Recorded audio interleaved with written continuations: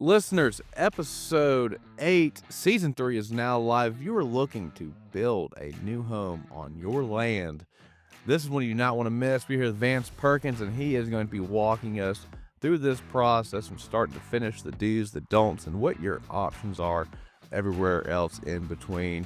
As always, thanks for listening.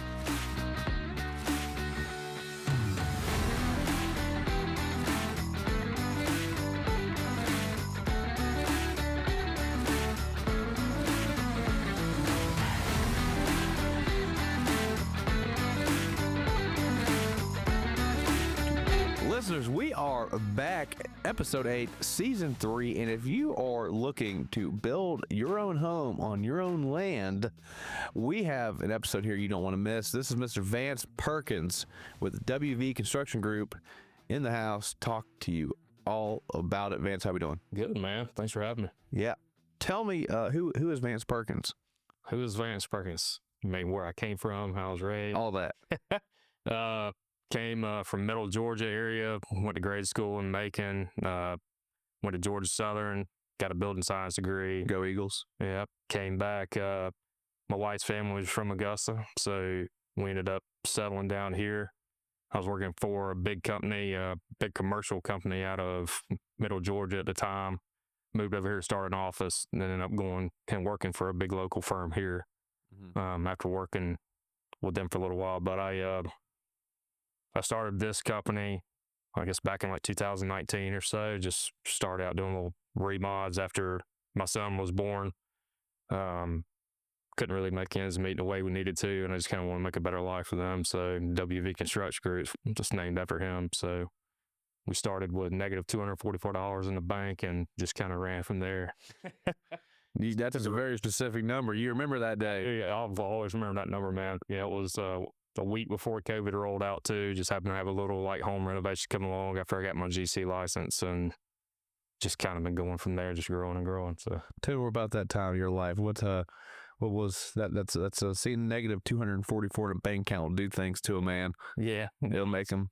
I'm always kind of wanted just kind of has to jump off and get your eye things, and I didn't really kind of agree with like past leadership of some of the places I work, so I just kind of want to do things different and bring kind of a new look and like a new feel to construction, and on the management side anyway. And yeah, with him, we spent like 3 years IVF trying to have him, and then that's pretty much where all our money went. That's why we ended up with negative 244 and 76 cents. So I was like, man, I got to change this. So that's like I said, we've just been kind of growing from there.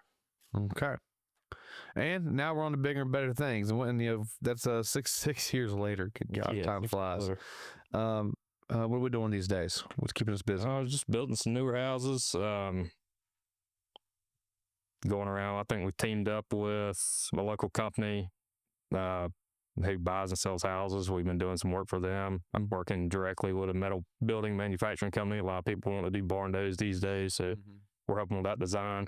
Barndominium, right? Yes, it's Barndominiums, yeah. So you look online and barn-dos or Barndominiums are actually like stick frame houses. These structures we're doing are actually like steel frame, like metal, and then we build out the insides, which is real nice for like pretty much half the price of what it costs to build like a 5,000 square foot house.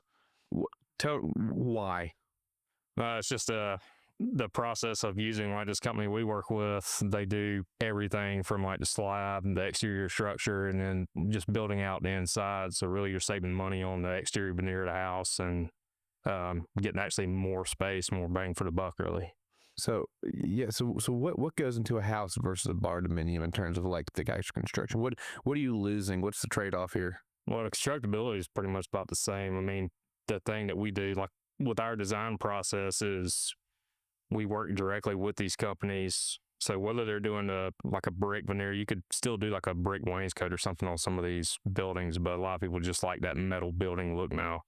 So really the only thing they're losing is the expense of having to have all that exterior sheathing, the insulation, the brick or hardy board or whatever they want to do. So it's just all metal. Okay, so there's no insulation on these things. Yeah, you can we usually do like spray foam insulation, but you're saving on the bat blown in and all that. Okay, interesting. So maybe a little bit less efficient in terms of construction. Yeah. Okay. But these are people who own a little bit of land and they want to go out and build a structure and live in. Yeah, it's more like retiree couples that we've been building stuff mainly. Yeah. Okay, so a little more expensive to heat and cool. Yes. Yeah. Yes. But about marginal. you Yeah. save a big cost. Your trade-off is big upfront construction costs for less. Yeah, that's right. Okay. And that's really the main draw is a number to build that structure and go ahead and move in. Correct. Yeah. I wonder if that that starts to make you wonder, like the consumer, what that says about the consumer, right? Right. Like what their that their upfront pain is they'd rather parcel over some time with these barndominium constructions with type process rather than get that home that's going to be a little bit more on the lower end of the maintenance costs with the bigger upfront bigger upfront tab. Interesting. So we're doing a lot of those. And where are you seeing those go up at? Just all over the place? Or? Yeah, Trent, Clarksville. I mean, some in Lincoln. They're really all over. Okay. Any particular favorite designs you like to do? That anything like that? They're all pretty much like rectangular structures. So it's nothing really fancy about them. They're just fairly simple. And people with a little bit of land just like having those. And essentially, some people will build them to use in the future as like a little outbuilding or something, and they'll build a house or something later. But some people like starter families or whatever, they're deciding to want to do these as well, just because of the cost of being a little lower. Okay. Tell me this. I am a buyer. I am looking at 50 acres, and I'm so excited. I'm about to call Vance, and he's going to build me something on this piece of property. It is raw land, raw timber. No, nothing's been cleared. I've got a road, no culvert, just a big old, little drainage ditch up and down for the road, and then my land starts. What in the heck where do I start? Where do I start with you? What can I do before I call you? What are we going to do once I call you? Well, some people have the knowledge of like going in and doing like a perk test on the land and being able to figure out if the soil actually drains. Before you buy it. Yeah. Usually I recommend, we get a lot of calls from people who want us to go check out land with them before they purchase, to check out the landscape, seeing where they may want to place a house on the property. We typically handle the coordination with the health department, the perk test, the soil testing agencies, health departments, the building departments, pretty much the whole process all the way through. But if somebody's looking, then we just kind of go lay everything out. I mean, we look for, you want to do boring, see if you have rock on the place that's, going to be rippleable or not. Maybe there's a bunch of water, if the water table's high, just individual things like that. But typically we haven't run into many issues around here. One house up around like Elberton that we did that had a bunch of granite, but that was just, didn't matter where I think it was like 25 acres on that place, and it doesn't matter where you put the house, you're going to hit a boulder. So. Boulder. Oh gosh. Yeah. So Elberton. Yeah. Granite capital of the world. Yeah. How unexpected. Yeah. You got to pretty much bring in field dirt to alleviate having to work with the granite. So dynamite. Yeah, I've done that once. It's pretty fun. Blowing up rock. Yeah. I bet that's a lot of fun. Yeah, we had to tell you when I was on school. I did a long time ago. Yeah. Okay. So get it perked before you buy the land. Of course, make sure you can put a septic tank in there. Yeah, and then once you go from there, you just get with an architect. We work directly with architects on like design build projects. So we usually get an architect involved in those initial meetings to come out and help them like lay out, location of the house. The architect can also get a feel for the property as well and meet the needs of what the client's looking for. Okay. I'm looking at this piece of property and I'm just trying to envision, like, I want, what are some, if you just assume a fifth grade level of knowledge of new construction, which I don't think there's any knowledge there. Let's say 10th grade knowledge of new construction. Yeah. Let's say fresh Georgia Southern graduate knowledge. Yeah, that's about right. You're right. Let's go there. You probably have a little bit know-how. What are some things with new construction that, when I'm just thinking about making this purchase before I call you, do I want a 2,000 square foot house? I got a family of 3, and I'm going to plan to be there for a long time. What are some big key details on this in here? These I'm not thinking about, or I'm probably not thinking about. What are people coming to you with and they're not thinking about? Well, a lot of people, they're setting up the number of beds and number of baths in the house is big for around here, especially like master's rentals and stuff, like what's going to be more appealing from a real estate side, like what's going to sell better. we've had a couple of families whose like parents were going to be getting elderly and going to be moving in. So we went ahead and we'll do like separate bedrooms and different access, like ADA access to certain portions of the house, and do blocking in the walls so they can do future grab bars if they want to. Just whatever else to help that person be. What is blocking? Like wood blocking, so like backing inside of the wall that we'll put to Like an extra 2x4? yeah, just to be able to, so if they want to screw something in later, you can't see it now, but it's there in the future if they need it. Right.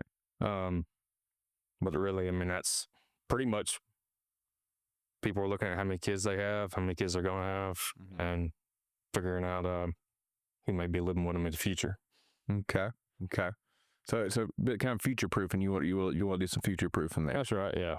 Okay. A lot of people don't think about stuff up front, but a lot of people do. I mean, we get all different varieties of individuals that some people think about that kind of thing, some don't. So okay, where are construction costs at right now? Man, we built houses. And I know it depends on the materials, but anywhere from $165 a foot to $405 a foot. Right. Yeah, it all depends on the custom nature of the house. So a lot of people sell themselves as like custom builders, but custom construction is really like contractors being in the weeds, wood design, all the way through, like from concept all the way through construction, using the not necessarily higher end materials, but going through a value engineering process, making all your selections and everything up front. Our pre-construction process is very detailed. It takes a little while, but by the time we start construction, there shouldn't be really any change orders during the job because we've already kind of lined everything out, worked with the architect, worked out the fine details in the drawings to make sure constructability is not an issue.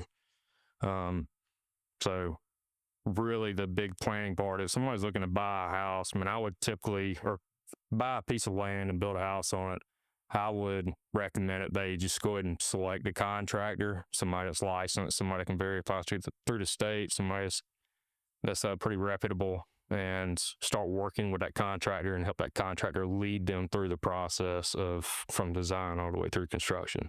Okay. Yeah, where as a client of yours, like what does the perfect client for you look like? Well, somebody that just comes in and, I mean, because coming from a commercial background, I mean, commercial construction is just a whole different beast compared to residential. Commercials, you just pretty much get a set of plans and specs, and somebody wants a set of keys at the end of the job without any problems. Well, it's a lot more personal with people with residential stuff, obviously. So somebody that comes in is willing to work with us and come to all the meetings, help us value engineer, be willing to say they want something like a piece of granite, talking about granite from, overseas somewhere like we've done before, if they're willing to get something a little more comparable, something that will really help out with our schedule, help out with the progress of the job. But just people really willing to work with us, communicate with us, because communication and collaboration really are everything for a successful job. Okay. Where do you see, being there in lockstep and stuff? Do you, I guess, where's that line of like me trusting you with what you're doing with my project, my house, versus me just not giving you enough information? That's a big thing. So trust, like these days, like contractors have essentially reputation of being crooks or whatever. People are already usually a little guarded when you start construction with them or when you start signing a contract.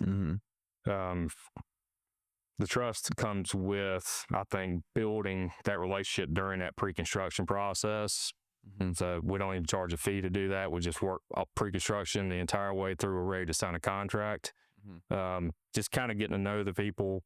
I'll take clients out to dinner before. Sometimes we just go hang out with them just to fill their personalities out, see what they're looking for, get better ideas of what they want to do for their home design, for example, and really just build a relationship on the front end before we even start construction instead of just like jumping in. That's why typically, if we bid projects, we're usually like a higher bidder because we don't use the cheaper materials or anything. We spend a lot more time planning ahead and working with those people to make sure that they're essentially getting what they want. Okay. Now on the construction phase, you hear things like I've never built my own house, right? So I hear about change orders.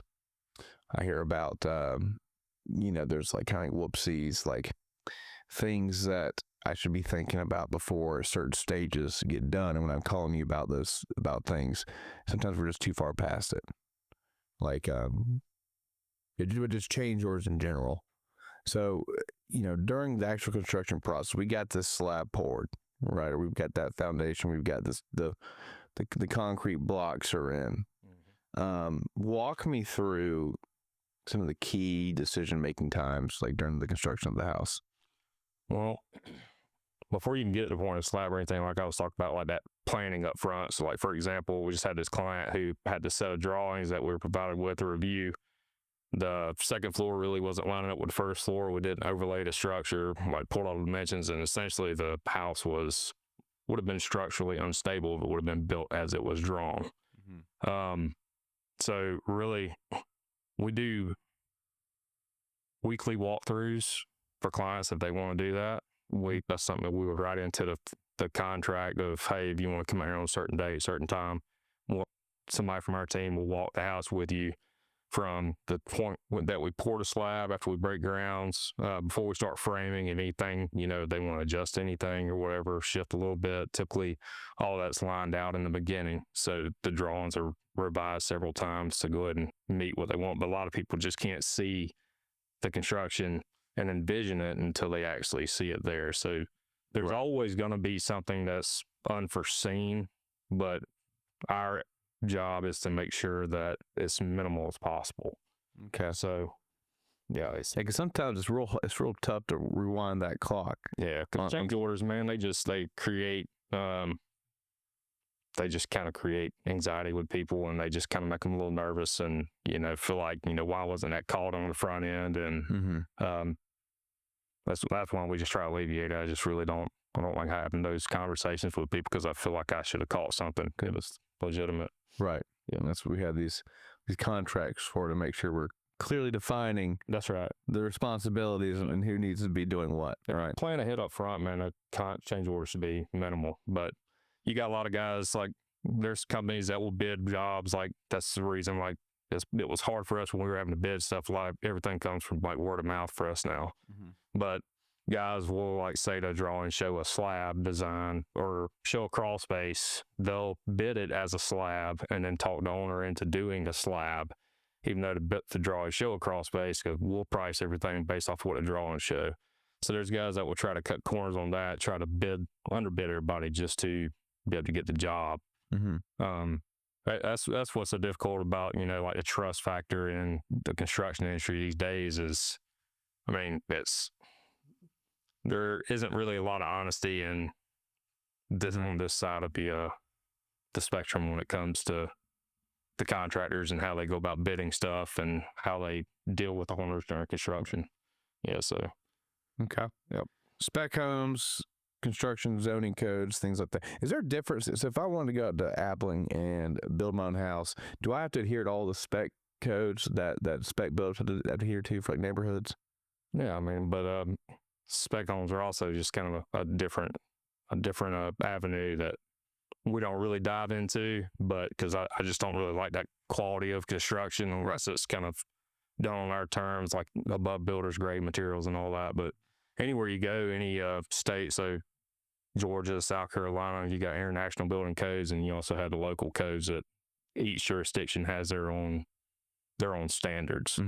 So we usually would do walkthroughs with the inspectors prior to inspections even being requested, so that they're getting a feel for what we're doing, and they can go ahead and kind of help us catch anything that if something's out of place, because architects and engineers aren't going to catch everything either. Right. It's just about a big collaboration between everyone: design teams, inspection agencies, contractors, our teams, owners, everybody. So, we have a couple things in our field where it just doesn't.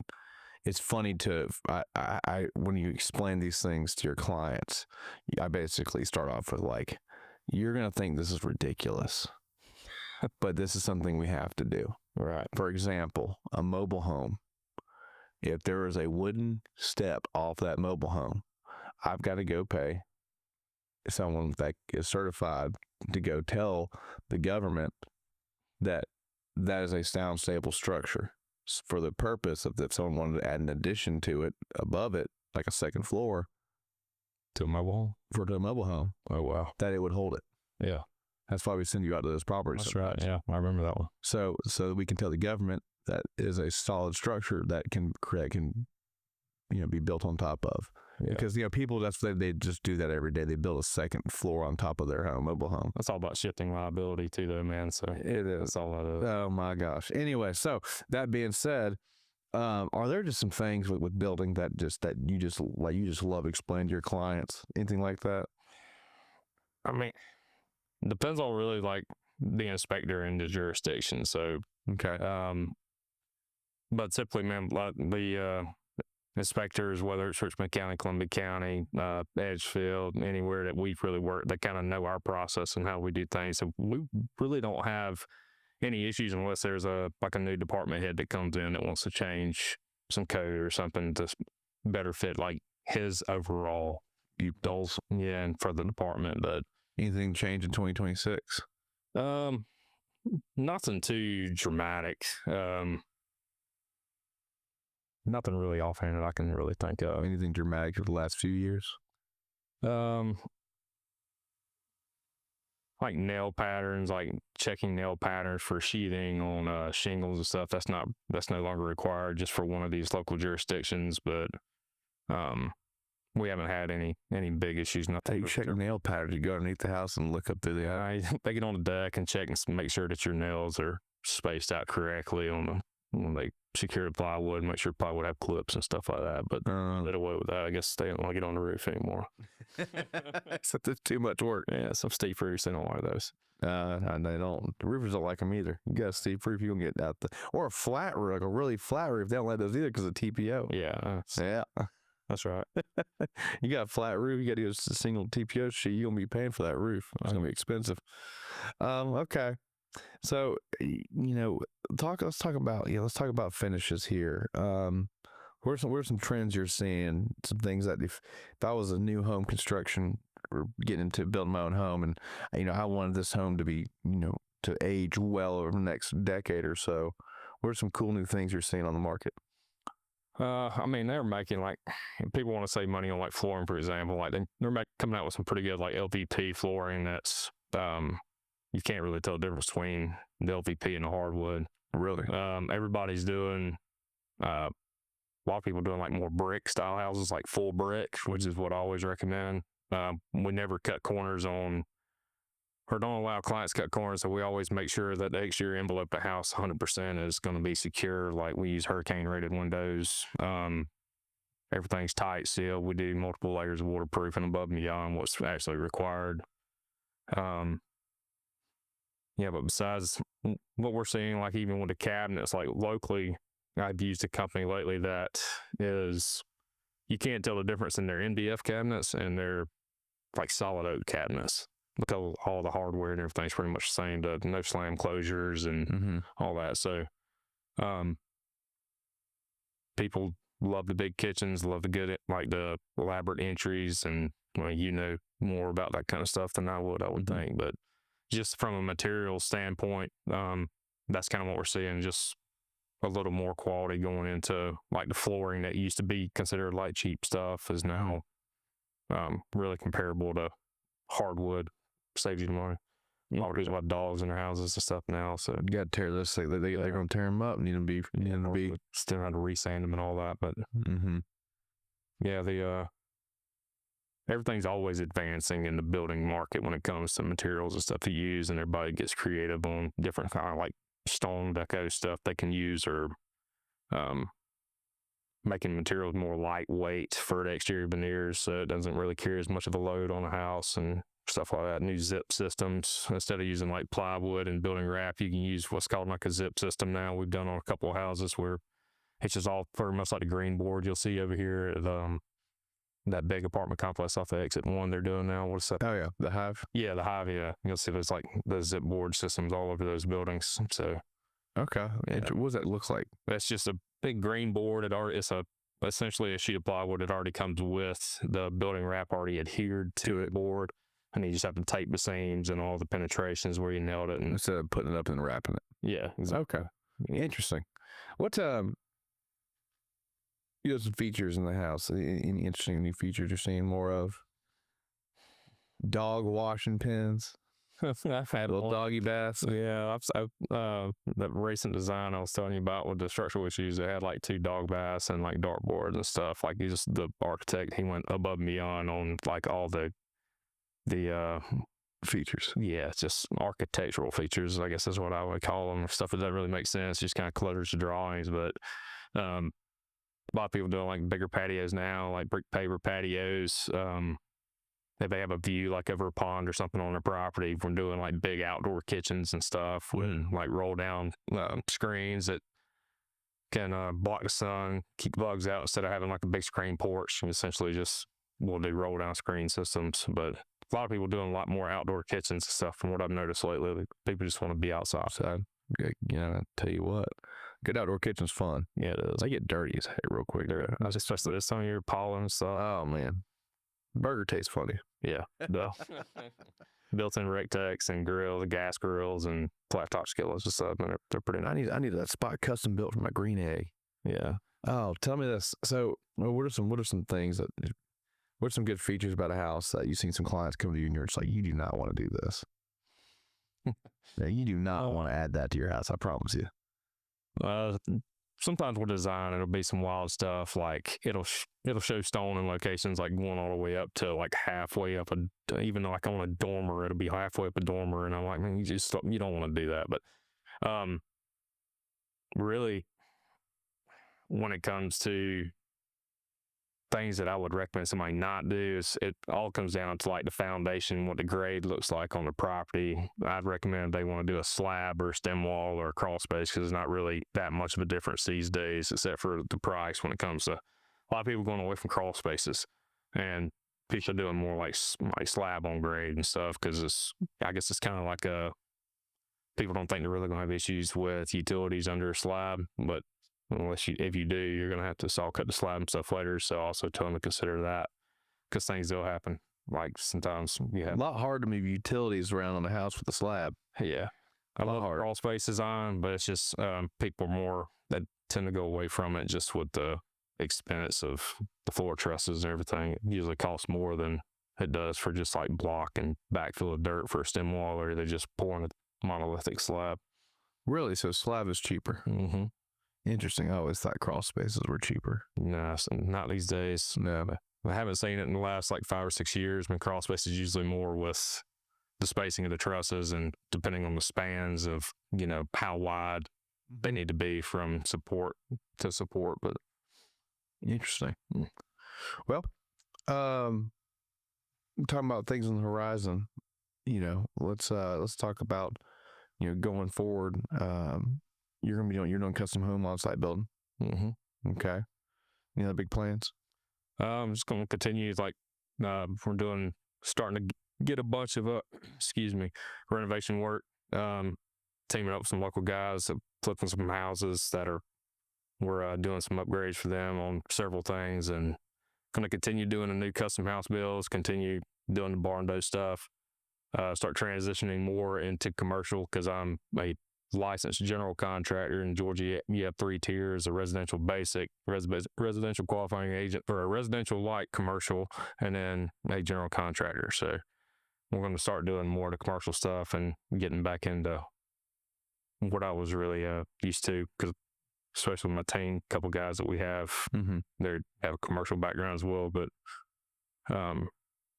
so we're just kind of start building that commercial side on our side a little more, and then maintaining the residential as well. Maybe doing like 5 or 6 houses a year. We don't like doing more than that.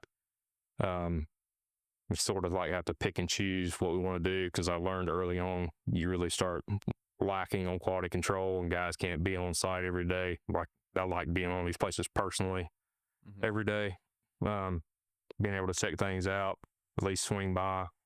And we do like the 2-year warranty on our house as well. Everybody else does, I think, 1, and state requires 1, but for us to do a 2-year warranty, we want to make sure that we stand behind what we're building. So good to know. What's something that we always ask our guests at the very end here?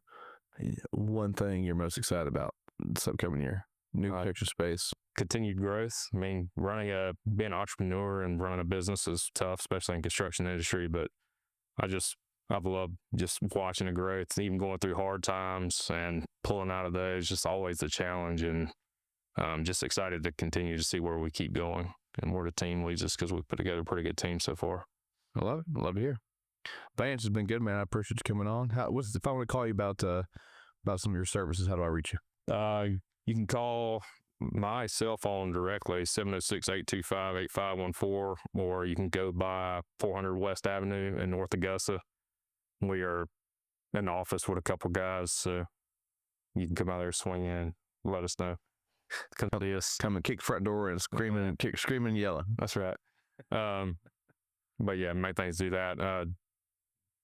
WV Development, so it's WVDLLC.com is our website, and you can reach me by email, Vance at WVDLLC.com. Love it. Appreciate it, sir. Yeah, man.